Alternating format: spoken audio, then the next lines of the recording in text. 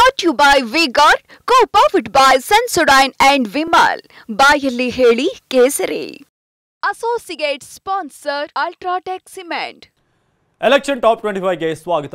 ನಾನು ಅವಿನಾಶ್ ಶಿವನ್. ಲೋಕಸಮರದ ಕುರಿತ 25 ಪ್ರಮುಖ ಸುದ್ದಿಗಳನ್ನು ಕ್ವಿಕ್ ಆಗಿ ನೋಡ್ಕೊಂಡು ಬರೋಣ. ಲೈಂಗಿಕ ಹಗರಣದಲ್ಲಿ ಸಿಲುಕಿರುವ ಪ್ರಜ್ವಲ್ಗೆ ಲುಕ್ಔಟ್ ನೋಟಿಸ್ ಜಾರಿ ಮಾಡಿದ್ದೇವೆ. ಎಲ್ಲಾ ಏರ್ಪೋರ್ಟ್ಗಳಿಗೆ ನೋಟಿಸ್ ನೀಡಿದ್ದೇವೆ ಅಂತ ಗೃಹ ಸಚಿವ ಡಾಕ್ಟರ್ ಜಿ ಪರಮೇಶ್ವರ್ ಹೇಳಿದರು. ಮಹಿಳೆಯೊಬ್ಬರು ದೂರು ಕೊಟ್ಟ ತಕ್ಷಣ ಎಸ್ಐಟಿ ಮಾಡಿದ್ದೇವೆ. ಎಸ್ಐಟಿ ರಚನೆ ಆದ ಬೆನ್ನಲ್ಲೇ ನೋಟಿಸ್ ನೀಡಿದ್ದೇವೆ ಅಂತ ಹೇಳಿದ್ದಾರೆ.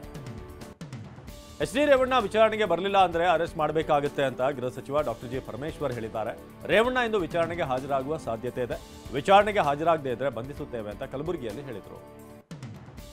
ಪ್ರಜ್ವಲ್ ರೇವಣ್ಣ ವಿದೇಶಕ್ಕೆ ಹೋಗಿದ್ದಂತೂ ಸತ್ಯ. ಕೇಂದ್ರ ಸರ್ಕಾರವೇ ಪ್ರಜ್ವಲ್ಗೆ ಡಿಪ್ಲೊಮ್ಯಾಟಿಕ್ ಪಾಸ್ಪೋರ್ಟ್ ನೀಡಿದೆ. ಹೀಗಾಗಿ ಪ್ರಜ್ವಲ್ ರಾತ್ರೋರಾತ್ರಿ ವಿದೇಶಕ್ಕೆ ತೆರಳಿದ್ದಾರೆ ಅಂತ ಗೃಹ ಸಚಿವ ಪರಮೇಶ್ವರ್ ಹೇಳಿದ್ದಾರೆ. ಮಹಿಳೆ ಕಂಪ್ಲೇಂಟ್ ಕೊಟ್ಟ ಬಳಿಕ ಮಹಿಳಾ ಆಯೋಗ ರಾಜ್ಯ ಸರ್ಕಾರಕ್ಕೆ ಪತ್ರ ಬರೆಯಿತು ಅಂತ ಹೇಳಿದರು. ಡಿಕೆ ಬ್ರದರ್ಸ್ 420 ಎಂಬ ಕುಮಾರಸ್ವಾಮಿ ಹೇಳಿಕೆಗೆ ಕಾಂಗ್ರೆಸ್ ಸಂಸದ ಡಿಕೆ ಸುರೇಶ್ ತಿರುಗೇಟು ನೀಡಿದ್ದಾರೆ. ಆ ಕುಟುಂಬದ ಆಸ್ತಿ ಪೆನ್ ಡ್ರೈವ್ ಕುಟುಂಬ ಅದು. ತೆನೆ ಹೊತ್ತ ಮಹಿಳೆ ಪೆನ್ ಡ್ರೈವ್ ಹೊರಬೇಕಾಗುತ್ತೆ. ಇದು ತಗೊಳ್ಳೋಣ. ಇದು ಇನ್ವರ್ಟರ್ ಎಸಿ. ನೀವು ಗ್ಯಾಮ್ಲರ್ ಅಲ್ವಾ? ಗ್ಯಾಮ್ಲರ್ ಜೂಜಾಡ್ತಿರಲ್ವಾ? ನೀವು ಜೂಜಾಡ್ತೀರಾ? ಇಲ್ಲ, ಯಾರು ಏನು ಹೇಳಿದ್ರು ಅಂತ ನೀನು ಎಷ್ಟು ಕಾಸ್ಟ್ಲಿ ಹಾಗೂ ಡೆಲಿಕೇಟ್ ಎಸಿ ತಗೊಂಡು ಸ್ಟೆಬಿಲೈಸರ್ ತಗೊಳ್ಳಿಲ್ಲ ಅಂದ್ರೆ ಇದು ಜೂಜಾಟ ತಾನೇ. ಒಂದೇ ಫ್ಲಕ್ಚುಯೇಷನ್ ಗೆ ನಿಮ್ಮ ಇನ್ವರ್ಟರ್ ಎಸಿಯ ಪಾರ್ಟ್ಸ್ ಡ್ಯಾಮೇಜ್ ಆಗಬಹುದು. ಅದನ್ನು ವಿ-ಗಾರ್ಡ್ ಉಪಯೋಗಿಸಿ ಸುರಕ್ಷಿತವಾಗಿರಿಸಿ. V-Guard, India's number 1 stabiliser. ಅವರು ಕುಟುಂಬವನ್ನ 420 ಕುಟುಂಬ ಅಂತ ಕರೆಯಲ್ಲ ಅಂತ ಲೇವಡಿ ಮಾಡಿದ್ರು. ಕಾರ್ತಿಕ್ನನ್ನ ಮಲೇಷ್ಯಾದಲ್ಲಿ ಇರಿಸಿದ್ದಾರೆ ಎಂದಿದ್ದ ಎಚ್ಡಿಕೆ ಆರೋಪಕ್ಕೆ ಡಿಸಿಎಂ ಡಿಕೆ ತಿರುಗೇಟು ಕೊಟ್ಟಿದ್ದಾರೆ. ಹೌದಾ, ನಮ್ಮ ಬ್ರದರ್ ಹೇಳಿದ್ರ? ಅಚ್ಚಾ ನಮ್ಮ ಬ್ರದರ್ಗೆ ಎಲ್ಲ ಇನ್ಫಾರ್ಮೇಶನ್ ಗೊತ್ತಿರಬೇಕಲ್ಲ. ಸೆಂಟ್ರಲ್ ಇಂದ ತಗೊಳ್ಳಿ, ಯಾರ್ಯಾರು ಕಳಿಸಿದ್ದಾರೆ ಅಂತ ಗೊತ್ತಾಗುತ್ತೆ ಮಾಹಿತಿ ಅಂತ ಡಿಸಿಎಂ ಹೇಳಿದರು. ಕಾರ್ತಿಕ್ನನ್ನ ಮಲೇಷ್ಯಾಗೆ ಕಳಿಸಿದ್ದಾರೆಂಬ ಎಚ್ಡಿಕೆ ಪ್ರಶ್ನೆಗೆ ಡಿಕೆ ಗರಂ ಆಗಿದ್ದಾರೆ. ಹೌದಾ, ನಮ್ಮ ಬ್ರದರ್ ಹಾಗೆ ಹೇಳಿದ್ರ? ಪೆನ್ ಡ್ರೈವ್ ಬಿಜೆಪಿ ಅವರಿಗೆ ಕೊಟ್ಟಿದ್ದೀನಿ ಅಂತ ಆ ಹುಡುಗನೇ ಹೇಳಿದ್ದಾನಲ್ವಾ? ವಿಡಿಯೋ ಯಾರು ರಿಲೀಸ್ ಮಾಡಿದ್ರು, ಮುಂದೆ ಯಾರು ಅಂತ ಡಿಬೇಟ್ ಮಾಡೋಣ, ಮುಂದೆ ಒಂದಿನ ಚರ್ಚೆ ಮಾಡೋಣ ಅಂತ ಹೇಳಿದ್ದಾರೆ. ಎಚ್ಡಿಕೆಗೆ ಏನೇನು ಮಾಹಿತಿ ಇರುತ್ತೋ ಗೊತ್ತಿಲ್ಲ ಅಂತ ಡಿಕೆ ಸುರೇಶ್ ವಾಗ್ದಾಳಿ ನಡೆಸಿದ್ದಾರೆ. ನಾವು ಯಾರನ್ನೂ ಮಲೇಷ್ಯಾಗೆ ಕಳಿಸಿಲ್ಲ. ಪ್ರಕರಣವನ್ನ ಡೈವರ್ಟ್ ಮಾಡೋಕೆ ಎಚ್ಡಿಕೆ ಯತ್ನ ಮಾಡ್ತಿದ್ದಾರೆ.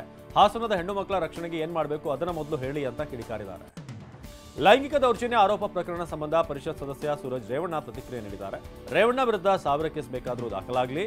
ಪ್ರಜ್ವಲ್ ವಿದೇಶದಿಂದ ವಾಪಸ್ ಆಗುವ ಬಗ್ಗೆ ನನಗೆ ಮಾಹಿತಿ ಇಲ್ಲ. ಎಚ್ ಡಿ ರೇವಣ್ಣ ಅವ್ರನ್ನ ವೀಕ್ ಮಾಡಬೇಕು ಅನ್ನೋ ಷಡ್ಯಂತ್ರ ಇದು ಅಂತ ಹೇಳಿದ್ದಾರೆ.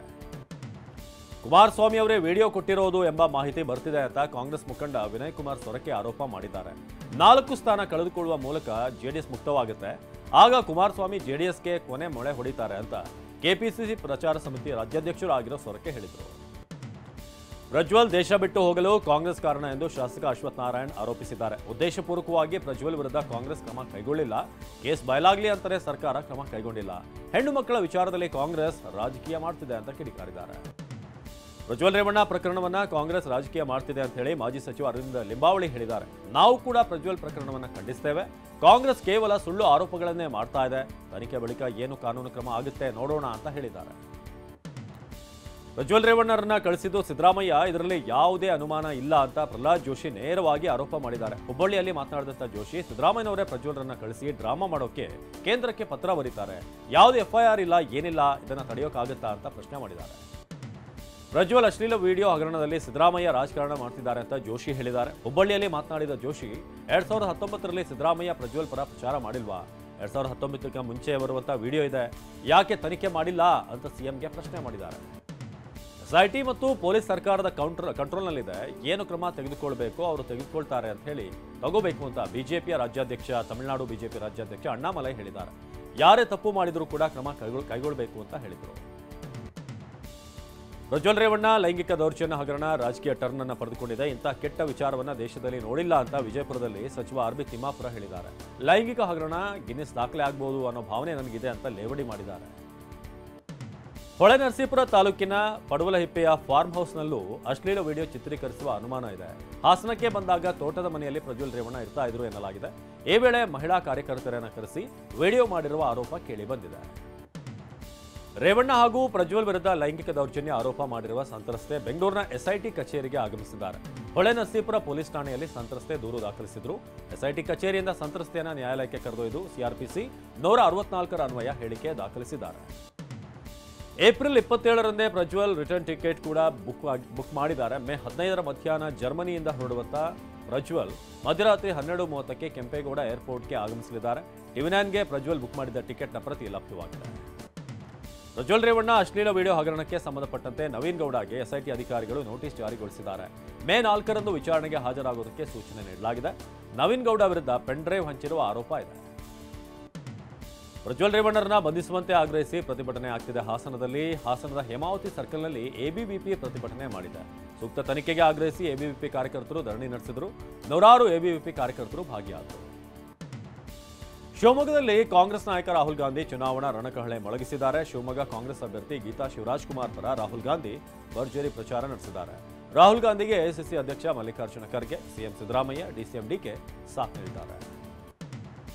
ರಾಯಚೂರಿನಲ್ಲೂ ಕಾಂಗ್ರೆಸ್ ರಣಕಹಳೆ ಮೊಳಗಿಸಿದೆ. ಕಾಂಗ್ರೆಸ್ ಅಭ್ಯರ್ಥಿ ಕುಮಾರ್ ಜಿ ನಾಯಕ್ ಪರವಾಗಿ ರಾಹುಲ್ ಗಾಂಧಿ ಪ್ರಚಾರ ನಡೆಸಲಿದ್ದಾರೆ. ಬಸವೇಶ್ವರ ಸರ್ಕಲ್ ಬಳಿಯ ವಾಲ್ಕಾಟ್ ಮೈದಾನದಲ್ಲಿ ನಡೆಯಲಿರುವ ಸಮಾವೇಶದಲ್ಲಿ ಪಾಲ್ಗೊಳ್ಳಲಿದ್ದಾರೆ. ಮಲ್ಲಿಕಾರ್ಜುನ ಖರ್ಗೆ, ಸಿದ್ದರಾಮಯ್ಯ, ಡಿಕೆ ಶಿವಕುಮಾರ್ ಕೂಡ ಭಾಗವಹಿಸಲಿದ್ದಾರೆ. ಕಾಂಗ್ರೆಸ್ ಪಕ್ಷ ಸುಳ್ಳು ಭರವಸೆ ನೀಡಿ ಜನರನ್ನ ವಂಚಿಸುತ್ತಿದೆ ಅಂತ ಮಾಜಿ ಸಿಎಂ ಬಿಎಸ್ವೈ ಆರೋಪಿಸಿದ್ದಾರೆ. ಬಳ್ಳಾರಿಯ ಕುರುಗೋಡು ಸಮಾವೇಶದಲ್ಲಿ ಮಾತನಾಡಿದ ಬಿಎಸ್ವೈ, ಅನೇಕ ದೇಶಗಳು ಪ್ರಧಾನಿ ಮೋದಿ ಅವರನ್ನ ಹಾಡಿ ಹೊಗಳ್ತಾ ಇವೆ. ವಿಕಸಿತ ಭಾರತ, ವಿಕಸಿತ ಬಳ್ಳಾರಿ ನಿರ್ಮಾಣ ಆಗಬೇಕಾಗಿದೆ ಅಂತ ಬಿಎಸ್ವೈ ಹೇಳಿದ್ದಾರೆ. ಶಿವಮೊಗ್ಗ ಕ್ಷೇತ್ರದ ಪಕ್ಷೇತರ ಅಭ್ಯರ್ಥಿ ಈಶ್ವರಪ್ಪ ಅವರ ಚುನಾವಣಾ ಕಚೇರಿ ಎದುರು ವಾಮಾಚಾರ ಮಾಡಲಾಗಿದೆ. ಕಿಡಿಗೇಡಿಗಳು ಶಿಕಾರಿಪುರದ ರಾಷ್ಟ್ರಭಕ್ತರ ಬಳಗ ಕಚೇರಿ ಎದುರು ನಿಂಬೆಹಣ್ಣು, ಕುಂಕುಮ ಹಾಕಿದ್ದಾರೆ. ಭಾರತದಲ್ಲಿ ಕಾಂಗ್ರೆಸ್ ಕುಗ್ಗುತ್ತಿದೆ ಅಂತ ಮೋದಿ ವಾಗ್ದಾಳಿ ನಡೆಸಿದ್ದಾರೆ. ಗುಜರಾತ್ನ ಆನಂದ್ನಲ್ಲಿ ಪ್ರಧಾನಿ ಮೋದಿ ಅಬ್ಬರಿಸಿದ್ರು. ಭಾರತದಲ್ಲಿ ಕಾಂಗ್ರೆಸ್ ಆಯುತ್ತಿದ್ರೆ ಪಾಕಿಸ್ತಾನದಲ್ಲಿ ಅಳುತ್ತಿದ್ದಾರೆ. ಪಾಕ್ ನಾಯಕರು ಕಾಂಗ್ರೆಸ್ ನಾಯಕರ ಬರಲಿ ಅಂತ ಹೇಳಿ.